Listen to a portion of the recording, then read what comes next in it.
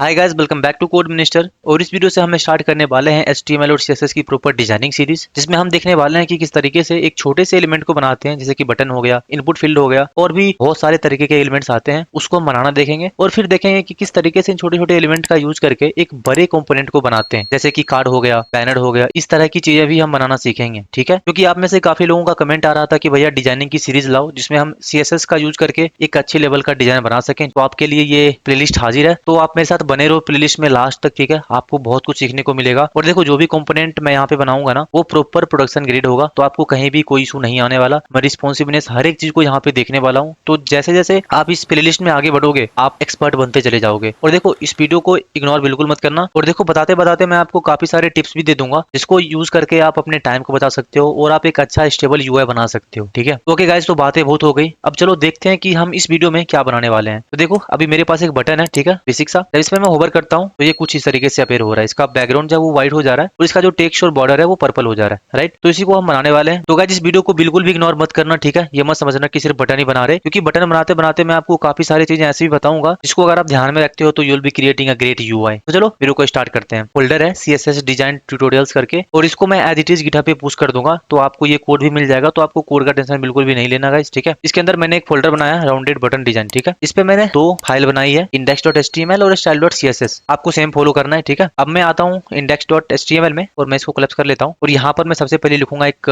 Boiler plate, ठीक है। आप एक्सक्लेमेशन मार्क दे करके इंटर मारोगे ना, तो ये आ जाएगा। तो सबसे पहले जो मुझे चाहिए ना, इसमें एक कंटेनर चाहिए। लिखूंगा यहाँ पे div डॉट कंटेनर, क्योंकि देखो, कंटेनर लिखना ना सबसे बेस्ट प्रैक्टिस है कि जो भी आपका एलिमेंट आ रहा है वो एक कंटेनर में आए, तो जो भी आपकी चीजें हैं वो एक प्रॉपर सेपरेट चीजों में रैप रहेगी, ठीक है। इसके बाद मुझे यहाँ पर चाहिए एक बटन, तो मैं यहाँ पे कर लूंगा बटन डॉट BTN। इसका क्लास BTN रखना चाहता हूँ, ठीक है। और यहाँ पर मैं लिख दूंगा डाउनलोड, कुछ इस तरीके से। अभी मैं अगर रिफ्रेश करता हूँ तो मुझे क्या करना पड़ेगा, इसको ओपन करना पड़ेगा। और देखो, मैं आपको एक चीज बता दूं कि आप एक्सटेंशन में जाओ और लाइव सर्वर नाम का ये एक्सटेंशन आप इंस्टॉल कर लो, ठीक है। मेरे में ऑलरेडी इंस्टॉल है ये। उसके बाद क्या करना है, आपको राइट क्लिक करना है डॉक्यूमेंट पे, जिसको भी आप ओपन करना चाहते हो लाइव सर्वर में, ओपन विथ लाइव सर्वर करो। अब देखो, ये मेरे लाइव सर्वर में खुल चुका है गाइस। अब देखो क्या होगा कि जब भी मैं कुछ चेंज करूंगा ना, तो ये इमीडिएटली यहाँ पे रिफ्लेक्ट हो जाएगा। आप देख सकते हो कुछ इस तरीके से। मैं सेव करूंगा, ये चेंजेस यहाँ पे आ जाएंगे, ठीक है। तो इसलिए मैंने यहाँ पे आपको ये इंस्टॉल करने के लिए बोला। अब क्या करूंगा, मैं स्टाइल्स में आऊंगा और देखो, कुछ चीजें जो आपको करनी ही करनी है वो है, आपको स्टार लिखना है, ठीक है, इस तरीके से। और आपको मार्जिन 0 करना है, पैडिंग 0 करना है। क्यों करना है मैं आपको बताता हूँ। और आपको करना है बॉक्स साइजिंग बॉर्डर बॉक्स, ठीक है। अभी देखो, इसका मतलब ये होता है कि सारे एलिमेंट पे, स्टार का मतलब था कि सारा का सारा जो भी एलिमेंट आएगा उस सब पे सबसे पहले मार्जिन 0, पैडिंग 0 और बॉक्स साइजिंग बॉर्डर बॉक्स ये अप्लाई हो जाएगा। अब देखो, ये जरूरी इसलिए है क्योंकि हर एलिमेंट में ना कुछ मार्जिन पैडिंग होता है, तो वो मैं चाहता हूँ कि 0 हो जाए, और फिर मुझे जितना मार्जिन चाहिए होगा मैं वहां से दे लूंगा, ठीक है। और पैडिंग भी। अब देखो, अभी आपको ये रिफ्लेक्ट नहीं हो रहा है ना, इसके लिए आपको क्या करना है, यहाँ पे आना है। आप में से काफी लोगों को लग रहा होगा कि ये टाइम वेस्ट है, बट ये उनके लिए जिनको पता नहीं है, ठीक है। मैं CSS कर देता हूँ और style.css फाइल से है। अब देखो, ये किस तरीके से चिपक चुका है, मतलब कि मार्जिन पैडिंग सब पे 0 हो चुका है। अभी क्या करूंगा, मैं डॉट कंटेनर करूंगा। यहाँ से मैं जाऊंगा और यहाँ से मैं कंटेनर क्लास को कॉपी कर लूंगा। मैं यहाँ करता हूँ डॉट कंटेनर, ठीक है। अब देखो, इसके अंदर एक चीजें हैं आपको समझनी है। मैं सबसे पहले दूंगा इसको विड्थ। आपको विड्थ कभी भी 100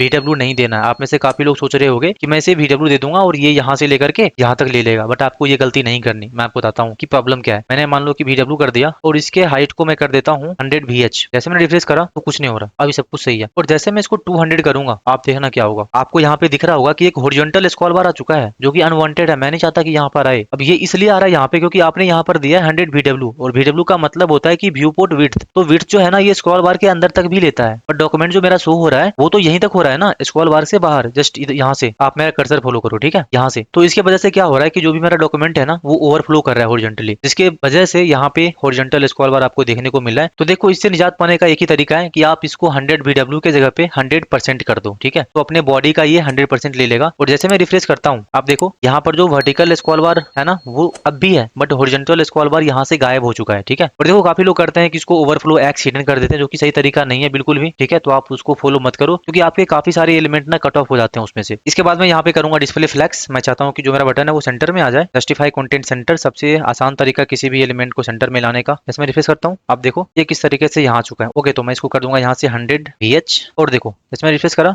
ये बटन प्रॉपर बीच में आ चुका है यहाँ पे। अब मैं क्या करूंगा, बटन पे लगाऊंगा स्टाइलिंग, यहाँ आऊंगा और डॉट बीटीएन लिखूंगा मैं। और देखो आप में से काफी लोग ये सोच रहे होंगे कि मैं यहाँ पर एक हाइट दूंगा, एक विड्थ दूंगा और कुछ इस तरीके से मैं चीजों को सेट करूंगा, बट यहाँ पर आप गलत हो। मैं आपको बताता हूँ कि क्यों। मैं मान लो यहाँ पे एक विड्थ देता हूँ, लेट्स सपोज 200 पिक्सल, ज्यादा हो गया, 100 करता हूँ, हाँ इतना काफी है राइट। और एक मान लो कि मैं हाइट देता हूँ 30 पिक्सल। अब देखो इसमें क्या है ना कि मैंने एक फिक्स हाइट दे दिया, फिक्स विड्थ दे दिया राइट। अभी जो मेरा टेक्स्ट है ना इसके अकॉर्डिंग तो ये सही है, बट जैसे मैं HTML में जाकर के अपने कंटेंट को चेंज करता हूँ, लेट्स सपोज मैं कर देता हूँ डाउनलोड PDF, रिफ्रेश करता हूँ, अब भी ये सही है। और जैसे यहाँ पे एक और वर्ड ऐड करता हूँ नाउ, अब देखो ये ब्रेक हो गया, जो कि काफी ज्यादा वाहियात लग रहा है डिजाइन में। क्योंकि ये इसलिए हो रहा है ना क्योंकि आपने इसके हाइट और विड्थ को स्ट्रिक्ट कर रखा है कि हाँ उतने पिक्सल से ज्यादा ये नहीं होगा। इसके लिए आपको क्या करना है कि आपको हाइट और विड्थ यूज नहीं करना है। मेरे कहने का मतलब यह है कि तब तक यूज मत करो जब तक आपको इसकी सबसे ज्यादा जरूरत ना हो। जैसे कि मान लो आप चाहते हो कि इसको पूरा स्क्वायर में बनाना, मैं इसको करता हूँ कमेंट और अब मैं यहाँ पे यूज करूंगा पैडिंग। देखो आपके लिए यहाँ पर एक सीखने वाली चीजें ये है कि आप विड्थ को पैडिंग से कंट्रोल करो। कहने का मतलब ये है कि मान लो जैसे मैंने पैडिंग दिया, मैं चाहता हूँ कि ऊपर नीचे से ये हो जाए लेट्स सपोज 5 पिक्सल और साइड से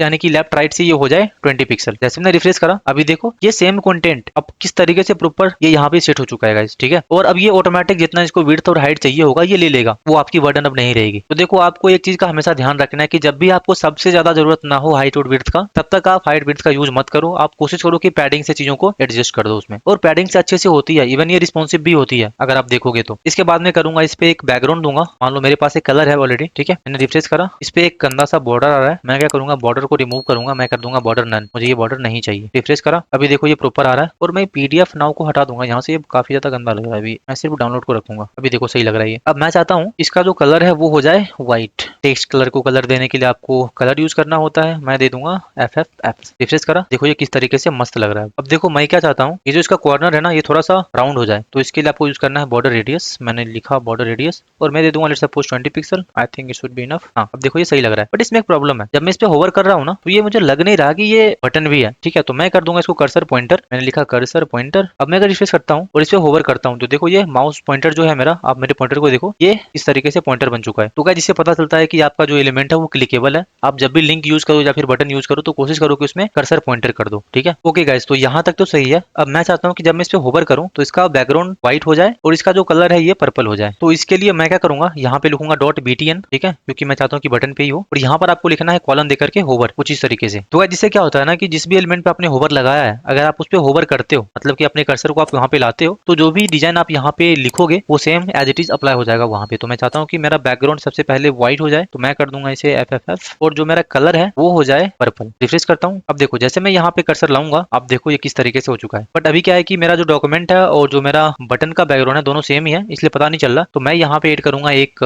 बॉर्डर, मैं दे दूंगा बॉर्डर 2 पिक्सल सॉलिड और वही पर्पल वाला कलर। तो मैं इसको कॉपी करूंगा यहाँ से और यहाँ में पेस्ट कर दूंगा। अब देखो जैसे मैं रिफ्रेश करता हूँ और यहाँ पे कर्सर लाता हूँ, देखो ये किस तरीके से आ रहा है। बट आपको यहाँ पर ना एक चीजें दिख रही होगी कि मेरा लेआउट थोड़ा सा ना ऊपर नीचे, या फिर आपको दिख रहा होगा कि अभी ये ठीक है, बट जैसे मैं हटाता हूँ ये पतला हो जा रहा है। तो इसके लिए आपको क्या करना है कि यहाँ पर आना है BTN में, और यहाँ पर जो मैंने बॉर्डर नन दिया है ना इसके जगह पे मैं कर दूंगा 2 पिक्सल सॉलिड। बट अब मैं यहाँ पे कोई कलर नहीं दूंगा, मैं कर दूंगा इसे ट्रांसपेरेंट। अब जब मैं रिफ्रेश करता हूँ तो देखो इस तरीके से आ रहा है। अब आप तो ये शिफ्ट सा नहीं हो रहा, ये प्रॉपर जैसा था पहले वैसा ही है, बस इस पे अब एक सिर्फ बॉर्डर आ जा रहा है। अब देखो इसमें भी एक प्रॉब्लम है। प्रॉब्लम ये है कि जब मैं इस पे कर्सर ला रहा हूँ तो ये झटके से आ रहा है, और जैसे मैं हटा रहा हूँ झटके से जा रहा है। तो मैं वो नहीं चाहता, तो इसके लिए मैं यहाँ पे यूज करूंगा ट्रांजिशन का। मैंने लिखा ट्रांजिशन और आपको एज इट इज यूज करना है। मैं चाहता हूँ कि सब पे लग जाए सारे प्रॉपर्टी पे, और मैं टाइम दूंगा यहाँ पे लेट्स सपोज 0.3 सेकंड और इसको कर दूंगा मैं ईज इन। अब देखो जैसे मैं रिफ्रेश करता हूँ ना और मैं इस पे होवर करता हूँ तो देखो ये किस तरीके से स्मूथली आ भी रहा है और जा भी रहा है। तो जिस तरीके से आप बटन बना सकते हो प्रॉपर तरीके से। और आपको कुछ की पॉइंट जो हमेशा ध्यान में रखना, मैं आपको फिर से रिपीट कर दे रहा हूँ, ठीक है। मैं ऊपर से आता हूँ। सबसे पहले तो जब भी आप CSS लिखना स्टार्ट करते हो तो मेक श्योर करो कि आपने सबका जो भी मार्जिन पैडिंग और बॉक्स साइजिंग है वो अपने रीसेट कर रखा है, ठीक है। दूसरा ये कि जब भी आप मेन कंटेनर का लिखते हो ना कोड, तो उसमें विड्थ आप कभी भी 100 VW मत दो, आप 100% दो। तो उससे क्या होगा कि आपका जो हॉरिजॉन्टल स्क्रॉलिंग वाला इशू होता है जिसमें आप मोस्टली ओवरफ्लो एक्स करके सॉल्व करते हो, वो आपको नहीं करना पड़ेगा। और तीसरा कि आप बटन में कभी भी विड्थ और हाइट फिक्स मत करो, ठीक है। आप हमेशा उसको पैडिंग से कंट्रोल करो जब तक आपको ये ना लगे कि नहीं बिना हाइट और विड्थ के नहीं होने वाला, ठीक है। जैसे कि आपको स्क्वायर बनाना हो या फिर कुछ इस तरीके से, तो वैसे जगह पे आप हाइट और विड्थ का यूज कर सकते हो। हो, बट कोशिश करो कि उसको पैडिंग से कंट्रोल करें। और चौथा ये कि जब भी आप बटन या फिर लिंक बना रहे हो तो मेक श्योर करो कि जब भी मैं उस पर कर्सर ला रहा हूँ तो वो पॉइंटर हो रहा हो। इससे बेसिकली एक सेंस मिलता है यूआई में कि चलो ये जो बटन है या फिर ये लिंक है ये क्लिकेबल है। पांचवा और आखिरी, जब भी आप चाहते हो कि किसी भी एलिमेंट पे होवर होने के बाद इसका स्टाइल चेंज हो जाए, उसके लिए आपको यूज करना है होवर सूडो क्लास का, ठीक है। और इस तरीके से आप इसमें जो भी डिजाइन दोगे ये यहाँ पे अप्लाई हो जाएगा। जब भी मैं होवर करूंगा तो वो सेम डिजाइन यहाँ पे आपको दिखेगा। तो गाइस इस तरीके से आप बटन डिजाइन कर सकते हो बेसिक सा। और देखो इसमें ज्यादा कुछ कोड है भी नहीं, ठीक है। अगर मैं आपको दिखाऊं तो मुश्किल से 7 से 8 लाइन का ये कोड है और इतने में मैंने डिजाइन प्रॉपर कर रखा है एक बटन को। तो चीजों को ज्यादा कॉम्प्लेक्स करने से कोई फायदा है नहीं गाइस, ठीक है। और देखो गाइस अगर आपको इसमें से रेडियस नहीं चाहिए तो आप इसको घटा भी सकते हो, ठीक है। मैं मान लो अगर कर देता हूँ 2 पिक्सल, तो देखो ये किस तरीके से एक स्मूथ कॉर्नर इसमें भी आ चुका है। और आप इसको इवन कमेंट भी कर सकते हो, ठीक है। ये आप टोटली आपके ऊपर है कि आप किस तरीके से बटन बनाना चाहते हो, राइट। तो अभी के लिए मैं तो इसको वैसे ही रहने दूंगा 20 पिक्सल ही, ताकि वो थोड़ा सा राउंडेड रहे। तो आप मेरे को कमेंट में करके बताओ कि आपको वीडियो कैसा लग रहा है और मैं आपके लिए इस तरह के वीडियोस लाता रहूंगा, ठीक है। तो उम्मीद करता हूँ कि वीडियो आपको पसंद आया होगा। वीडियो पसंद आए तो वीडियो को लाइक कर दो और अगर आप इस चैनल पर नए हो तो सब्सक्राइब कर लो। Thank you.